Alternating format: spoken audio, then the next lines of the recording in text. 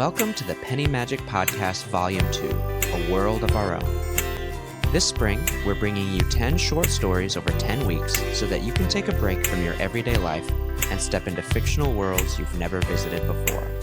Now for this week's story. The Death of Peter Stonewood. It all happened in our village many years ago, beginning on the night the stranger stumbled into the Yellow Canary, driven by the wind and sleet. A few of the inn's usual patrons were sitting by the fire, and when the door opened, letting in a gust of cold air, they turned in surprise. Our village rarely had visitors, least of all in the winter. The stranger was tall and thin. His boots were caked with snow and mud. He carried a large rucksack on his back and wore a fine wool overcoat that truly indicated wealth. There was a scarf wrapped around his mouth and nose, but peeking up over it, framed by his flushed cheeks and wild hair, the whole inn could see his eyes. They were large and bright, and the fire in the fireplace made little dancing shapes in them. He looked around at us for a moment, then unwrapped the scarf. We saw, to our further amazement, that he was very young. A student from the university, someone whispered, or some new accountant come to balance the village's books? The stranger said nothing. He did not even address Mr. Golovin, the Yellow Canary's owner, who was standing behind the bar. Instead, he took the rucksack off and moved towards the fire. There was an empty chair by the hearth, and we all watched as he knelt before it. The flames cast strange shadows on the wall. With the utmost care, the young man reached into his rucksack and removed 2 items. The first was a smooth round stone the size of a melon. It was sea green, flecked with swirls of white. The second was a piece of driftwood, burnished black. It had 2 twisting knots and was about the length of his forearm. He set them each on the chair gently. "There," he murmured, and the whole inn heard him. "Now you will be warm." I was only a busboy in the Yellow Canary's kitchen in those days, decades before I became the proprietor. But even now, all these years later, I can picture his face. I think of it sometimes when I'm wiping down the tables or cleaning the whiskey glasses. Almost always, I picture it in the slow, dark nights of winter, the nights when the sun cannot bear to stay in the sky for long. On those nights, I remember his red cheeks, his murmuring voice, the look in his eye. Most of all, I remember how we killed him. "I hear there is a rich stranger renting the finest room at the inn," my mother said the next morning. She was washing the dishes, and out the window the Yellow Canary was visible up the hill. "I hear he paid with gold, too." "Who told you that, Mother?" I asked. "Why, Darya the maid, of course. She came by last night with leftover chicken broth. Did you see him, Abram?" "Yes, I saw him," I said. I left without another word, pulling my scarf up over my nose. I knew that, by the end of the day, there would be no one left in the village who hadn't seen the stranger. Our village was a mining village up in the mountains. It was called Dusha.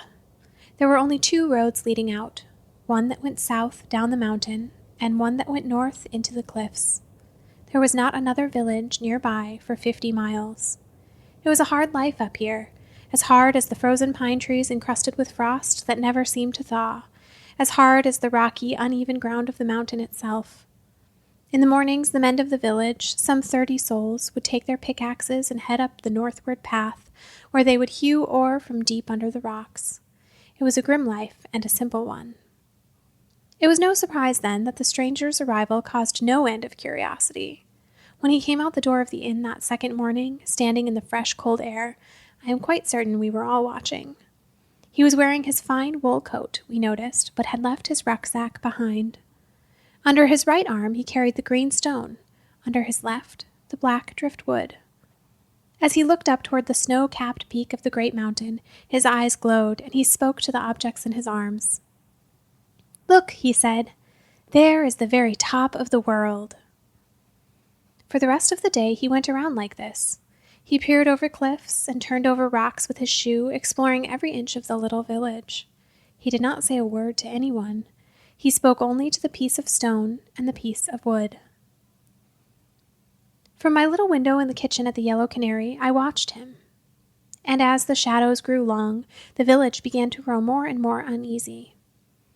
That night in the inn, the stranger sat by the fire.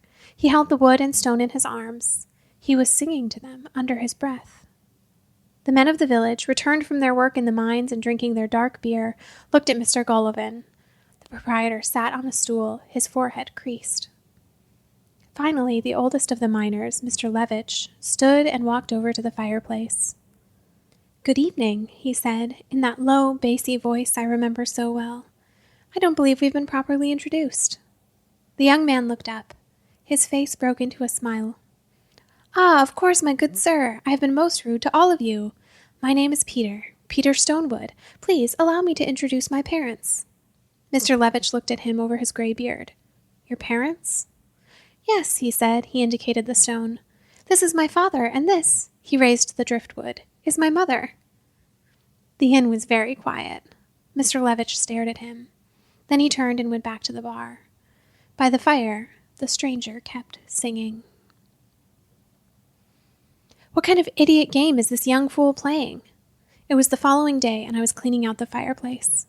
Across the room, Mr. Levitch was arguing softly with Mr. Gullivan, and if I kept my breath steady, I could hear every word. "He's rich," said Gullivan. "You know how the rich are." "I assure you I do not." Gullivan waved his hand. "They live in their own little worlds. In their own little... Curse it all, Gullivan. The boy thinks that the rock and the log are his parents." He was just having a little joke. "No, he wasn't. You saw the expression on his face. He believes it, sure as I'm standing here. That goes far beyond little worlds." Gullivan frowned and put down his wash rag. "What are you suggesting, Levitch?" "You know what I'm suggesting."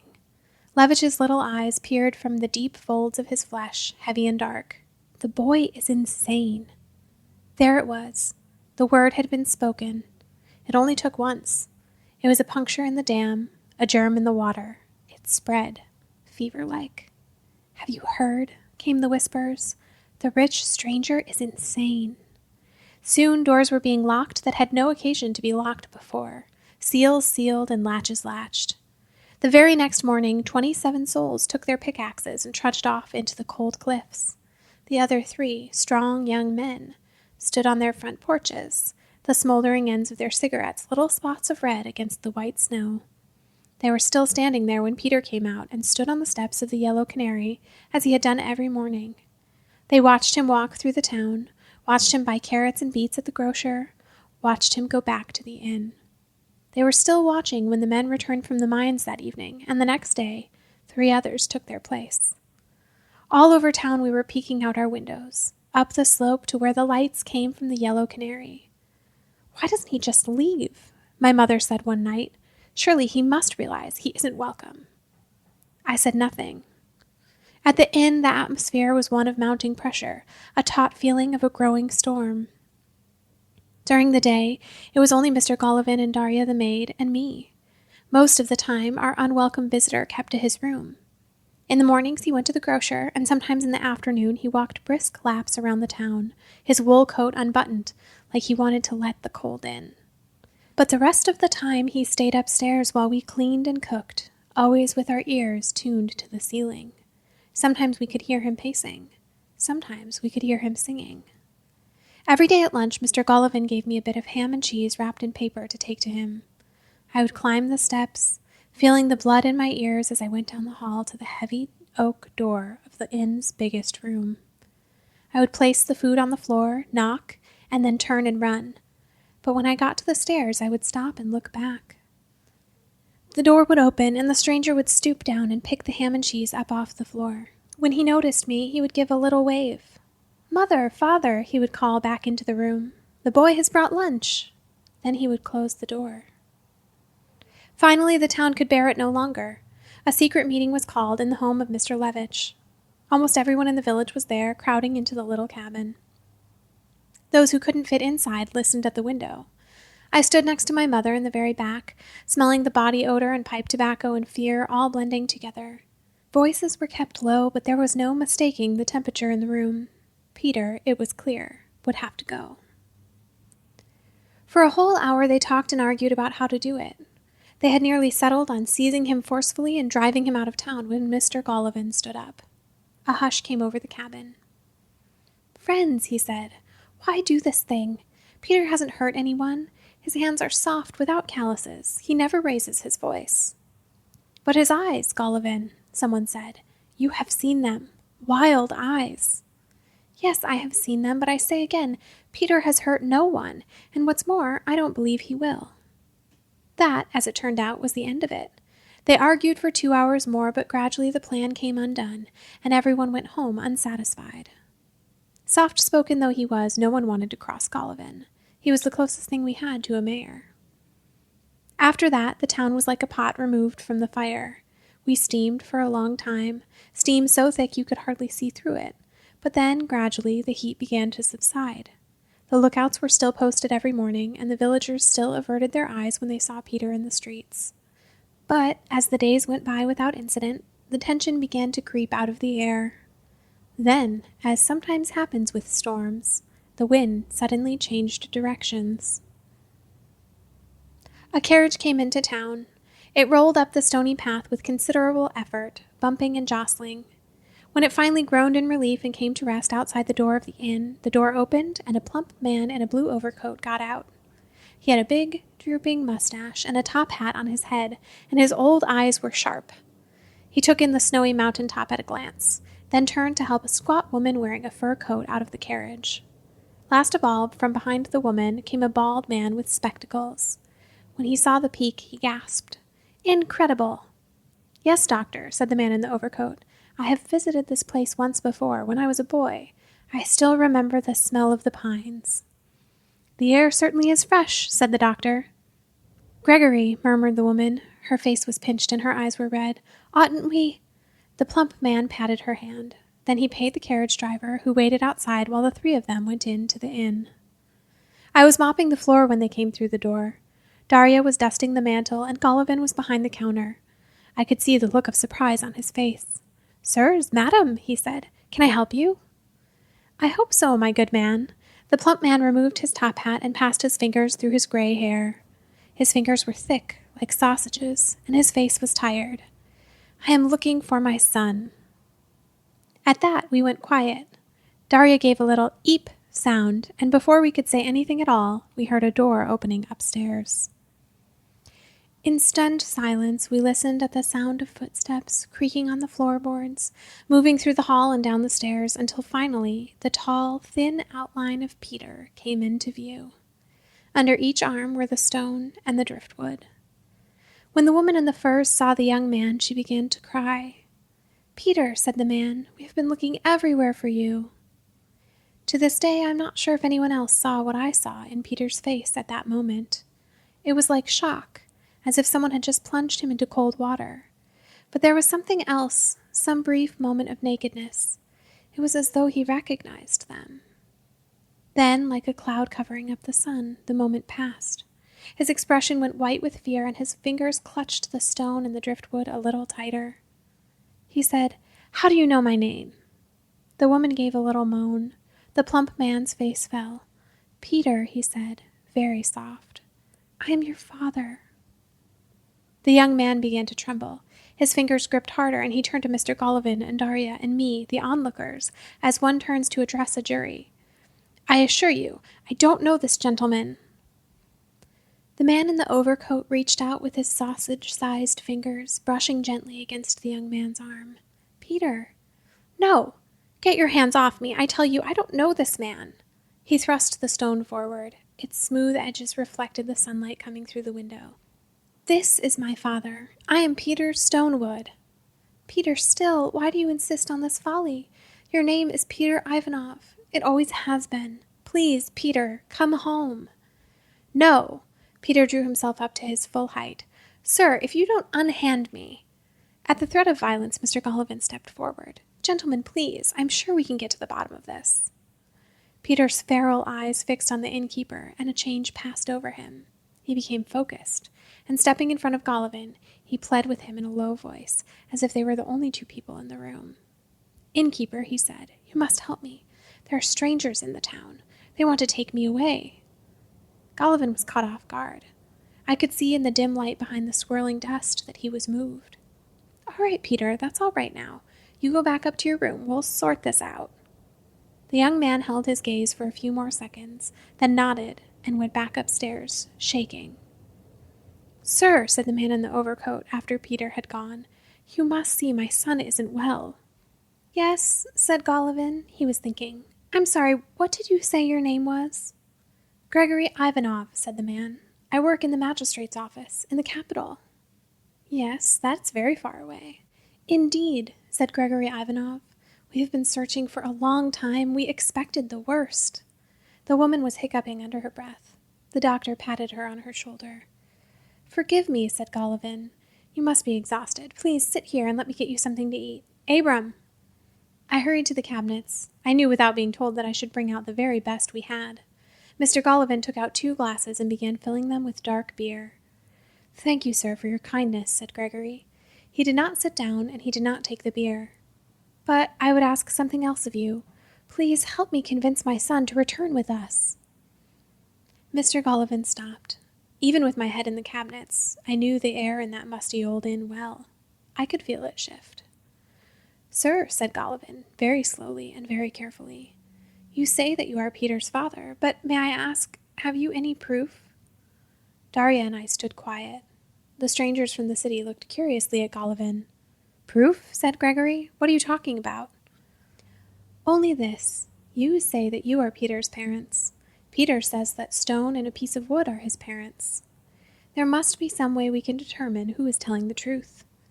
They stared at him. I held my breath. Then, like a rumble of boulders falling down the mountainside, Gregory Ivanov cleared his throat.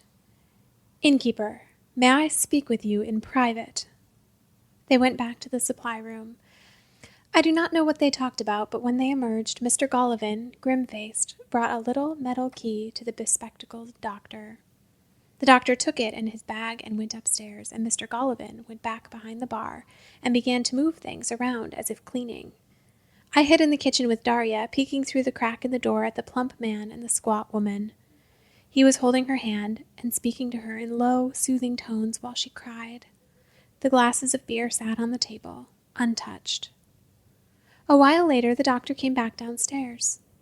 "There's nothing wrong with his mind," said the doctor. "What?" said Gregory. "How can that be?" The doctor shrugged. "He is in perfect mental health. He only insists that the rock and the log are his parents." Gregory Ivanov's face became very dark. His big lips quivered and his sharp eyes flashed. "Doctor," he said, "I did not bring you 500 miles to the most desolate wasteland in the world, only to have you play into my son's delusions. The boy is insane. Declare it so that we may take him home." "I'm sorry, Gregory, but the tests don't lie. He's not insane. He is simply chosen." Gregory Ivanov stood. "This is outrageous. Innkeeper, bring me my son immediately." "I will not," said Mr. Golovin. "I am not yet convinced he is, in fact, your son." The plump man stood quaking in the center of the room for a long moment. Then, without another word, he took his wife by the arm and went out the door, the doctor hurrying after them. And just like that, an incredible change came over the town.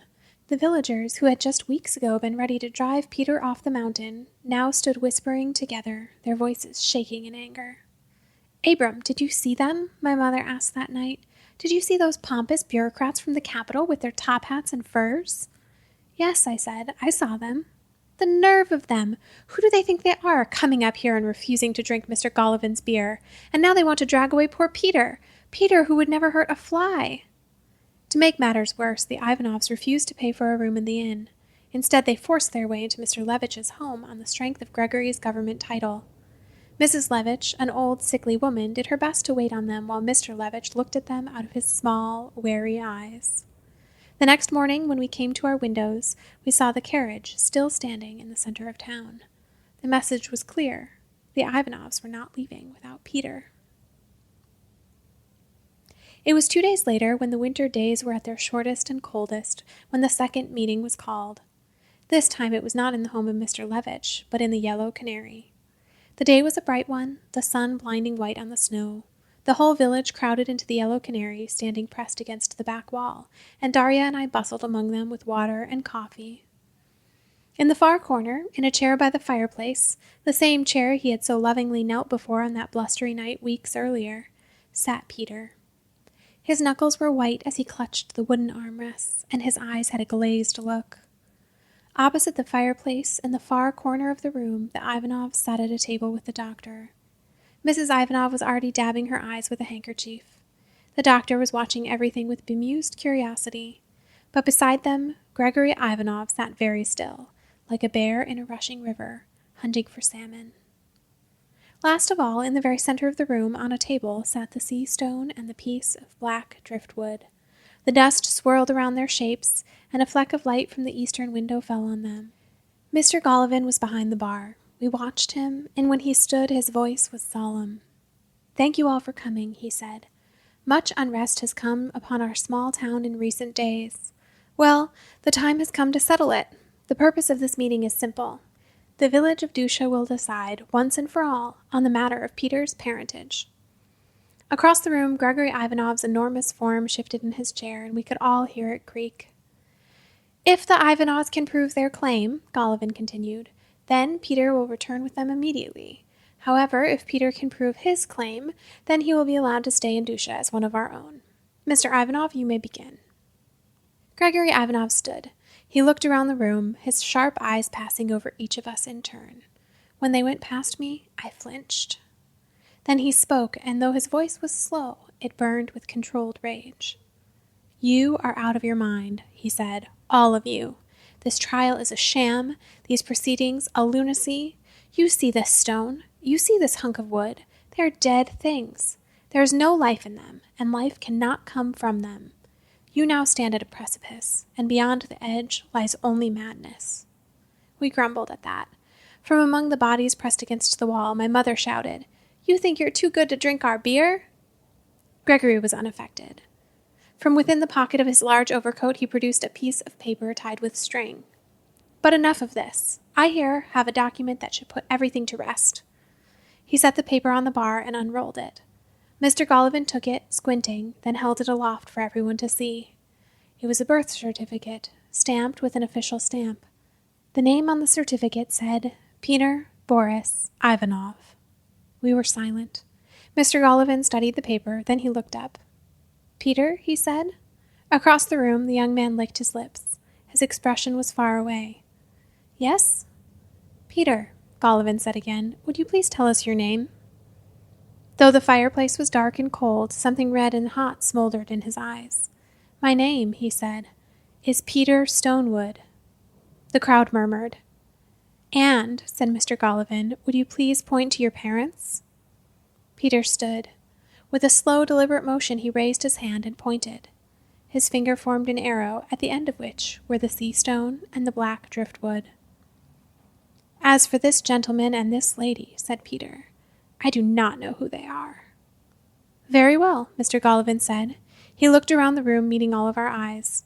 "Then it is decided. Peter's parents are this bit of stone and this piece of driftwood. The village of Dusha will allow him to stay." Mrs. Ivanov wailed and fell to her knees. Gregory Ivanov's face turned ashen white in shock, and for a moment great wrath surged up in him, and he looked as though he would strike someone. Then he put his head in his hands and he wept. That afternoon the whole village watched the carriage drive away down the southern road. Then, in the evening, we held a great celebration, a festival the likes of which the village had not seen in years. Mr. Golovin even went into the cellar and brought out the good cider, and the fire roared in the fireplace as we ate and drank and cheered. At the center of it all, a garland on his head, was Peter Stonewood. He laughed and we danced with him. In the firelight, seated on a chair, the stone and driftwood sat watching. After that, Peter no longer stayed confined to his room. He wandered the town freely, and when we saw him, we would raise our hats and address the things he carried. "Good afternoon, Mr. Stone," we would say. "You are looking fine this evening, Mrs. Wood." Peter would smile, very pleased. Then one morning, while I was sweeping at the Canary, I heard him talking with Mr. Golovin behind the bar. "I just don't think it's right," he was saying. "You all have accepted me as your own, but here I am being waited on hand and foot, while all the other men in the town break their backs in the mines." Mr. Golovin, who was counting the beer bottles and frowning down at the inventory checklist, did not reply right away. Then he blinked at Peter. What was that? I just don't think it's right. Peter, said Golovin, think nothing of it. Enjoy your freedom. Listen, run along and I will send Abram up with your lunch. That afternoon, I knocked on the oak door upstairs, holding a ham and cheese wrapped in paper. I no longer ran anymore, but stood at the door waiting until it opened, and Peter smiled at me. Good afternoon, he said. I looked at my shoes, feeling shy, and handed him the plate. But that day, Peter did not take the food right away. Instead, he lingered at the door, looking at nothing in particular. At last he said, Boy, what are they saying about me in town? I didn't have an answer. Peter continued, as if he really hadn't been waiting for one. It isn't right, you know, he said. He was staring far away. Then he looked at me, and I could see my reflection in his clear eyes. What do you think? I said, I don't know. He nodded, and then he took the food. Mother, father, he called, the boy has brought lunch, and he closed the door. It was a spring morning when the snow had just begun to thaw that Peter stepped out onto the porch of the Yellow Canary for the last time. He had his rucksack on his back and he carried a pickaxe in his hands. When he emerged from the door, he hefted it, feeling its weight as he looked up onto the mountain peak. Yes, this is the way, he said into the air. His cheeks were flushed. If we are to live here, I must do my part. Then, taking one last breath full of the pine-scented air, he hiked up the mountainside. He had told no one his plan. The rest of the men had already gone. He went up the northward path alone, and there was a strong wind going through his hair. After some time, I don't know how long, he arrived at a mine shaft. It was an old one, and the support beams creaked at the yawning mouth. For a while, Peter stood peering into the darkness. Then he stooped down and took off his rucksack. With the utmost care, he reached inside and removed first the smooth, round stone, and second, the black driftwood. He set them on the ground, gently. Wait here for me, he said. I will return by evening for dinner. He gave each a kiss and then went inside. No one heard the tunnel collapse, but when we found his body days later, it was pinned under a large boulder, his hand reaching up toward the entrance. The cave-in had not killed him. He had stayed alive for a long time, trapped under the rocks, calling for help. And there, at the entrance, standing cold and silent, were the sea stone and the piece of burnished driftwood. They had not heard his call. I am the proprietor of the Yellow Canary now. Every morning I wake up while it is still dark and cut firewood for the hearth. I prepare food and polish drinking glasses. I sweep the floors and wash the windows. It is the same year after year. I am growing old. Soon someone else will become the proprietor. They will sweep these floors and polish these glasses. My time is nearing an end. But even now, as my eyesight fades and my muscles grow weak, I have not forgotten Peter. Most of all, I have not forgotten the day of his funeral. It was a mountain burial, the only kind we could offer him. Mr. Levitch and Mr. Golovin carried his body, draped in a blue blanket and sprinkled with pine needles. We wore black, and we watched as they carried him up and up towards the precipice. There were hot tears in my eyes, and they stung in the cold wind. We did this, I said to no one in particular. We killed him. Hush, said my mother. Keep quiet, Abram. I did. I didn't say a word, not to her and not to anybody. I stood there with silent tears coming down my cheeks as Mr. Levitch and Mr. Golovin gave a great heave and threw the body off the side of the cliff, where it disappeared into the frozen pine trees, far, far below.